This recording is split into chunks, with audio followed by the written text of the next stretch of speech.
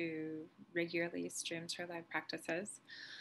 I am getting prepared to record a full-length album on Saturday and Sunday in Los Angeles at East West Studios. And I have lots of original compositions, and I have some commissions, and I'm also recording some new music in my album. It's called Pariah. There you go, umming again. So I'm just going to go ahead and practice, as vulnerable and frightening as that is.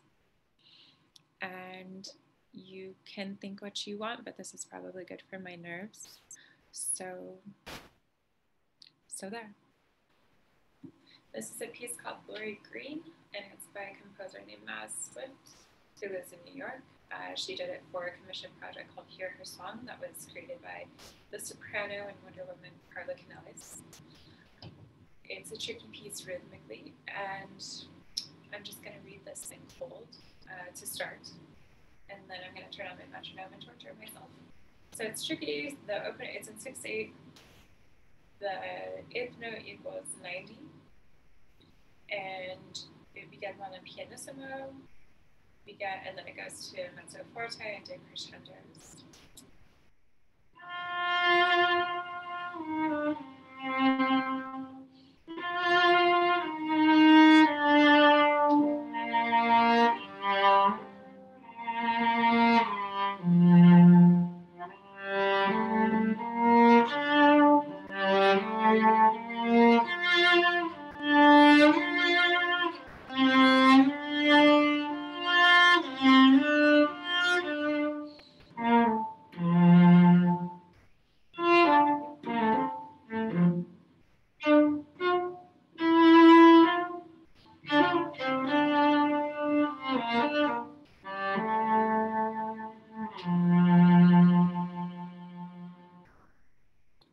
So that part's pretty tricky rhythmically. It gives me a heart attack every time I play.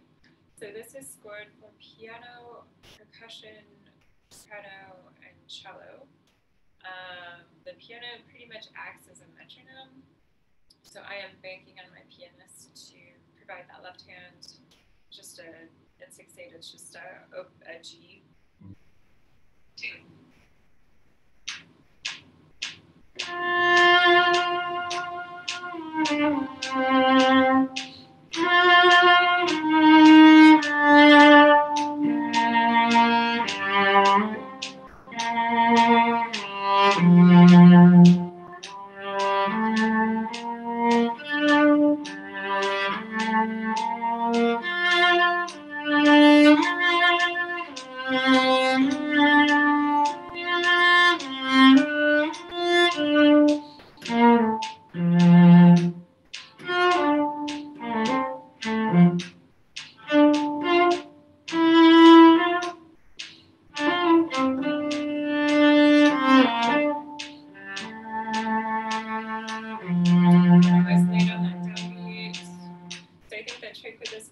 Constantly subdividing. I'm usually trying to think, either I'm thinking the 8th note or I'm thinking 16th note, since it's so heavily syncopated. There's a measure where it's kind of, it starts on one line and then it breaks to another, and it makes reading a little bit tricky, so it's,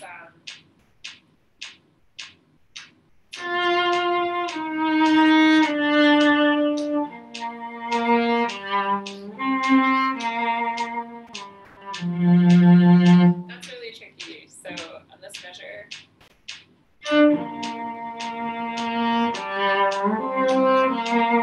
something like that. So I'll back it up a little bit.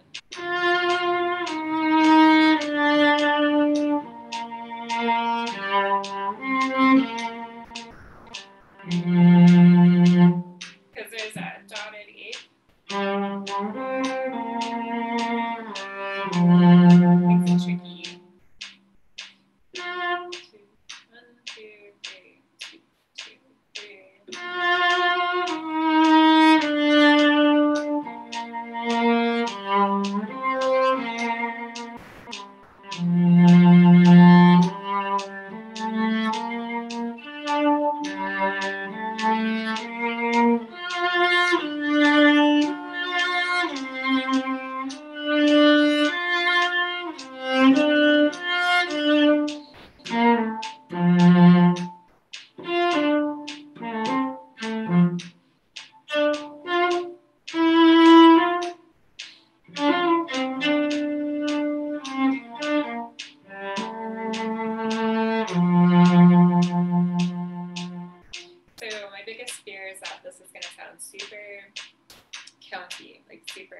rhythmic.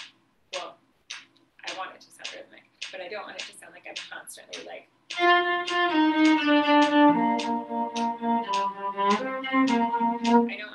don't want you to hear me counting because I'm stressed out and anxious. I want it to come across flowing and beautiful. So it's a really gorgeous cello line. Like I said, it starts with pianissimo to a mezzo forte. So this is going to be a bowing thing. I'm thinking of starting up bow so I can have a bit of a crescendo and maybe breaking that bow on the way down before the measure ends. Let's see if it works. 1, 2, 3. I don't like how it breaks, so I'm going to try one bow and just being a little more careful with my bow distribution. 1, 2, 3.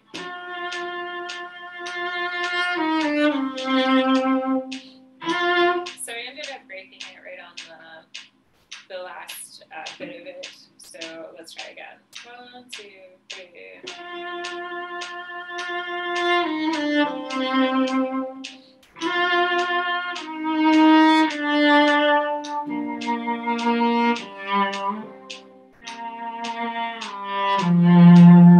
So I think I'm going to have to live with this bowing.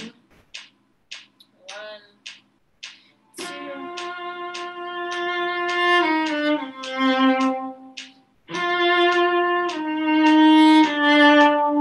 So right there, that measure becomes a different line, and every time it sort of fucks with me because my counting's not great.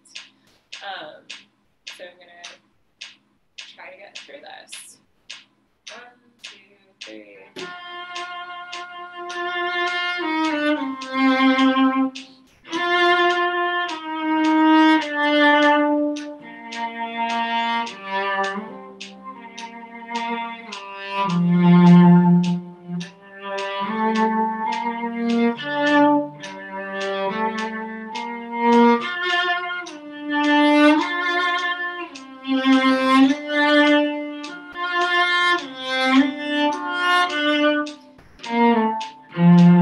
So the whole time, like I said before, the piano is sort of acting like a metronome. It's just like G, G, G, G, G, da. So I'm counting on that. There's a part, things are restated almost 2 times, and I don't want to say things the same way. So for instance, I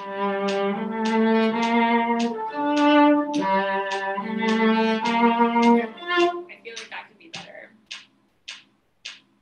So let's try it again. 2, 3.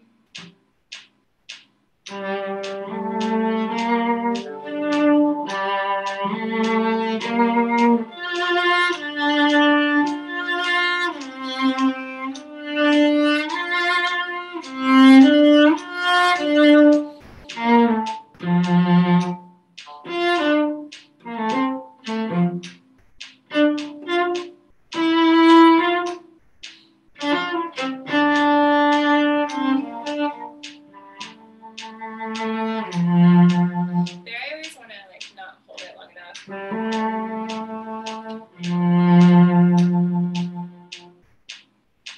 So then this goes into 3/16 is the time signature, and then it goes into 4/4, and then the 8th note becomes the quarter. So quarter equals 90 now. I won't play that part because that part's a little easy. I'll play it later. So then we go back to tempo 1 at measure 68. It's a pizzicato part. It's still rhythmically really challenging for me. 2, 3, 4, 5, 6. Oh, and I already fucked up. 1, 2, 3. 2, 3. 1, 2, 3. Dun, dun, dun. So I already kind of screwed up again. So I'm just trying to think 16th notes and subdivisions. This is super embarrassing to do this on video, but I think it's helping. 2, 3, 2, 2, 3.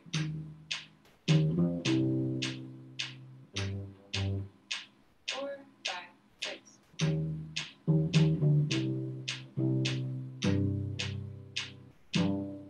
3, 1, 2, 3. Oh shit. 3, 3, 1, 2, 3. 1,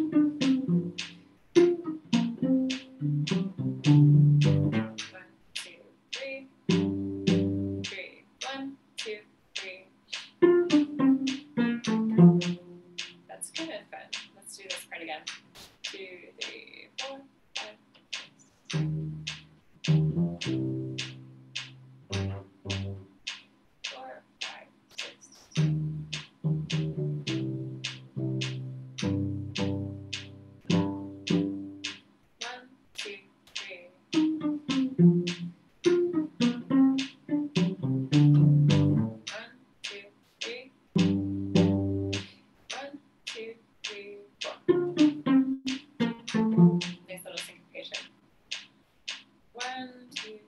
top again.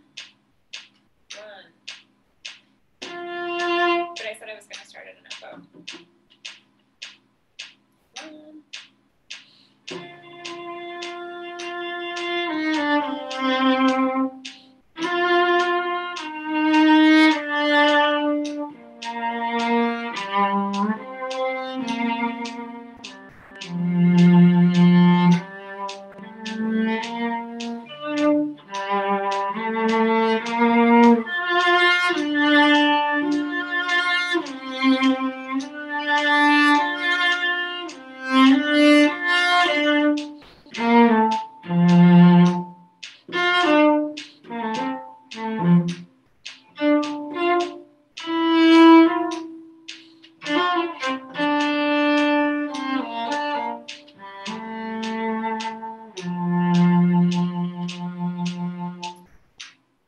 So then the only other part that's pretty fun and kind of cello obnoxious is when this thing goes into 3/4 and then suddenly eighth note equals quarter note at 90. We have these slides of just echoing the soprano lines. So 2, 3.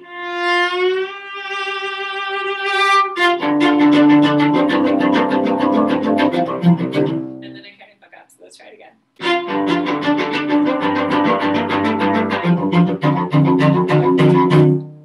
That's pretty fun. I look forward to that part because then I'm not counting so badly.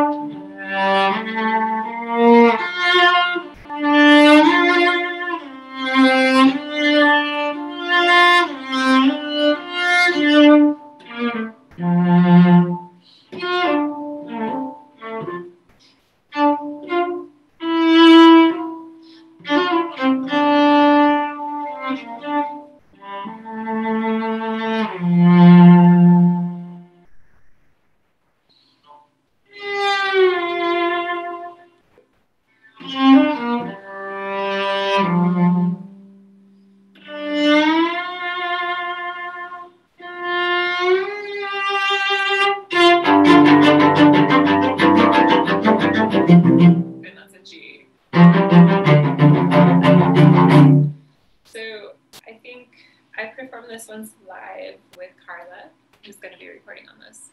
And we performed it in San Jose at the Hammer Theater. And I think there's a really big difference between doing something live and doing something in a studio session. So in the studio, there's like, I think what matters above all is rhythmic accuracy, which is something I'm always having to work on. In live, there's a little bit more give and take. So I'm recording this in LA on Saturday, but Carla's recording her part in New York City in January. So my part is going to have to be perfect. So after I'm done with this video and be mortified, I'm going to be woodshedding this thing like crazy because it is so hard and it is so beautiful, but it's a tough piece. So if you want to see this, it's some tough stuff.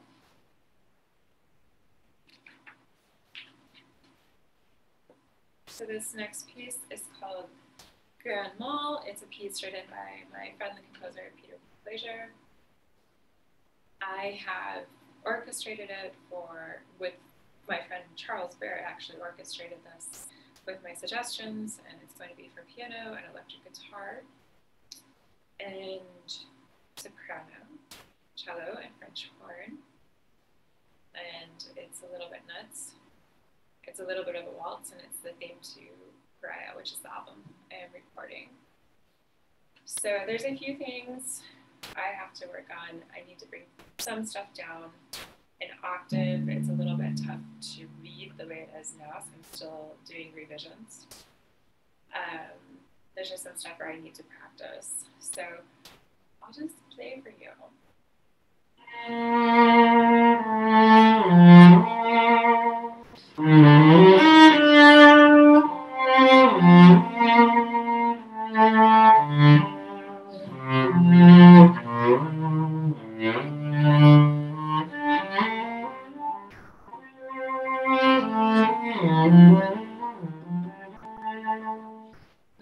have to take down an octave because I can't play it.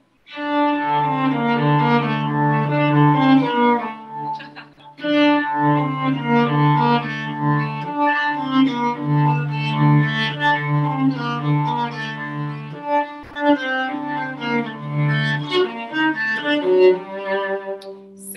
I have to woodshed that part. It's a little tricky because I haven't notated it. The octave down normally be up here. I'm not that kind of cellist.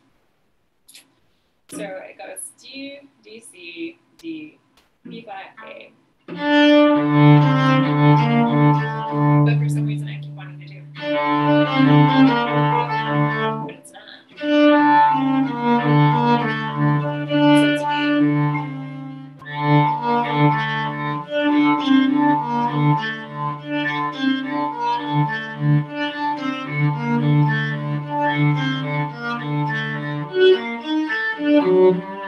So right now that's pretty like it's not good playing, but I'm at least getting the right notes, sort of. So I'm gonna have to work on making it a little bit more flowy and elegant with my bowing. But I'm already kind of fucking up notes again, so I'm just gonna concentrate on left hand. So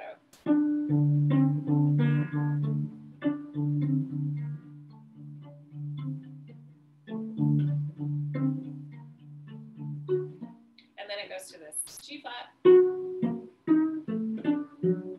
which is tricky in this position on cello to get in tune. And it does kind of feel like this was written maybe at a piano, and maybe it might work best on violin, but I don't have a violin, so it's going to be me. So until then.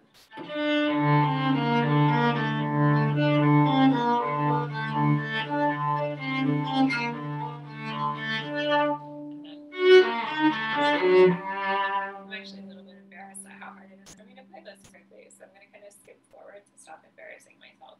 Next is rehearsal E. We just have some stuff I'm doing a little bit in unison with the soprano, so we are, this meter is in a 3/4. I actually feel like this is more of a 6/8 piece, but it's a composer's choice, so it has a 2 feel to me, so for me that indicates a compound meter. Whatever, so here we go.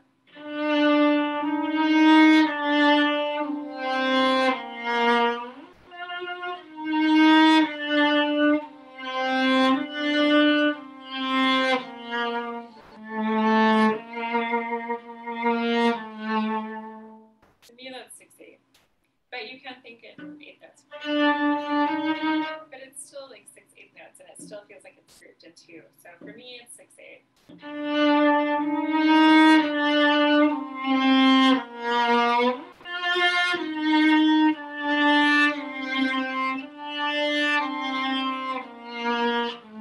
I keep missing that A. It's a scale.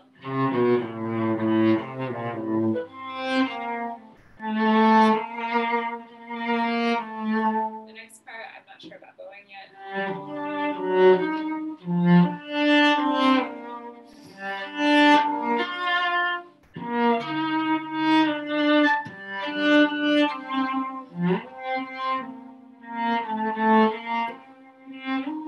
And then I want to crawl up the D string so it has a warmer tone than the brightness of the A, but there's an intonation issue. So first, let's work on bowing. So everything is cleared like by 2s and 3s, so make that by 2s.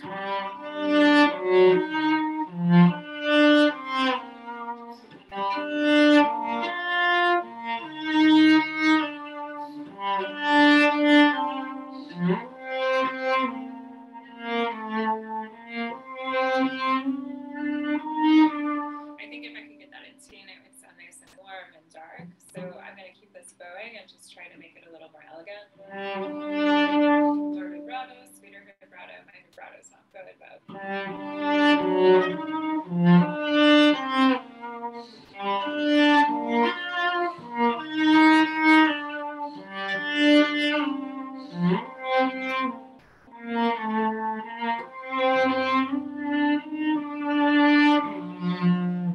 That goes on and on like that.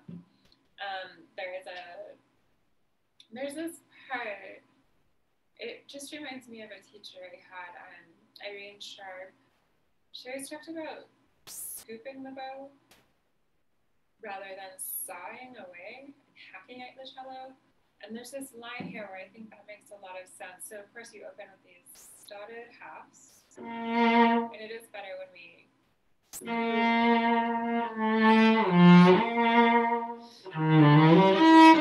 And here I think you have to really be at the tip and have a lot of like bow direction. So it's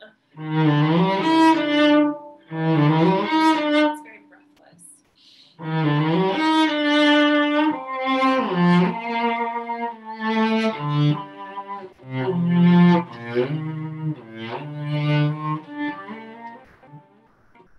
That's very whisper-like, and it is in unison with the soprano. So I'm kind of confused as to how to get into C. I think I'll know better in the recording session.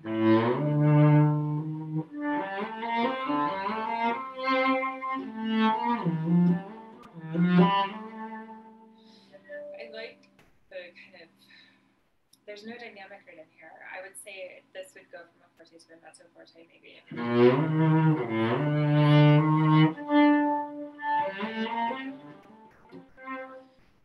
I almost wanted to take a breath there.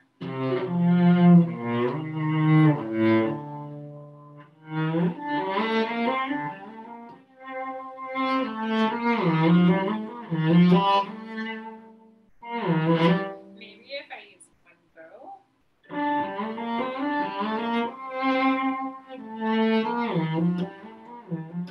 I could probably break that bow.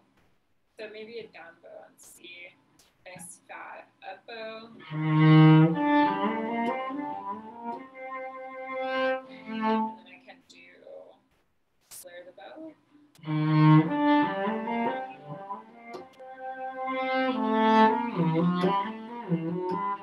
was in tune.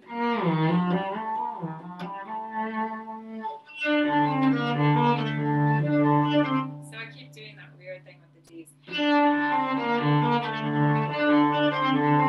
Keep doing it.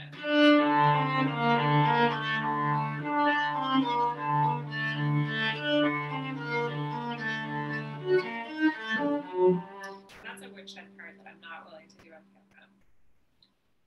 And then let's go to E again, just to get to my little elegant bowing section. So this is marked forte.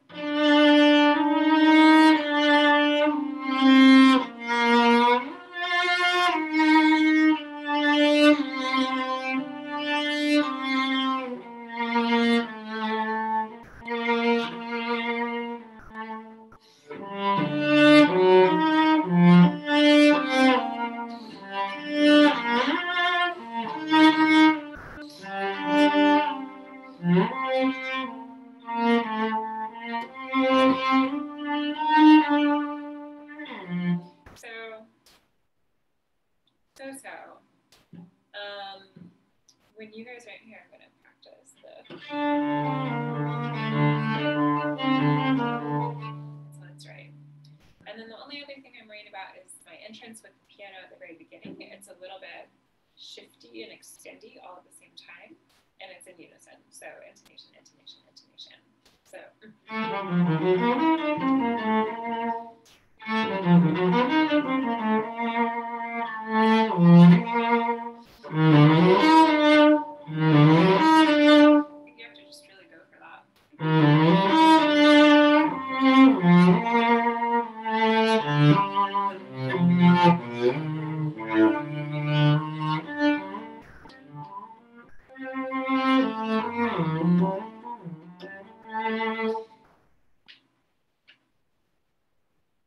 I never practiced, and practicing live is pretty weird.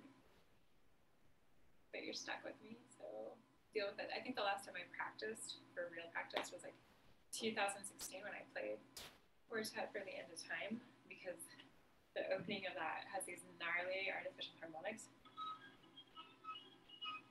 What is it? So hold on.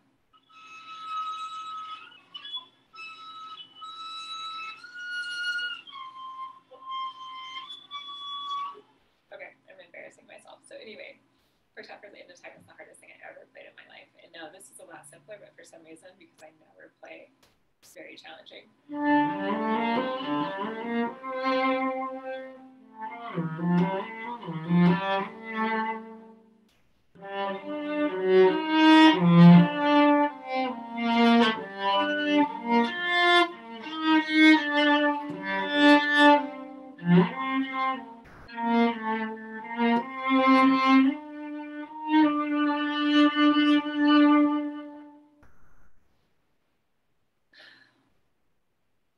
And now I'm feeling too self-conscious to keep going.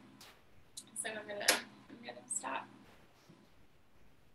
But Erica, I don't even know how you do this all the time. It is so incredibly vulnerable. And it's probably really, really good for me. So thank you for listening to my weird practice session that I'm so nervous about and I'm about to post on all my platforms. And I'm just rambling now because I'm so embarrassed. But I love you, whoever's listening. Please don't judge too hard and don't be afraid to make your mistakes loud and proud. And I think classical musicians should be more transparent in their process because it's a shit ton of work. It takes a lot of work. It takes a lot of guts. It's just hard. And I think everyone should know how hard we're working and not be afraid to share the process. So to Erica, thank you.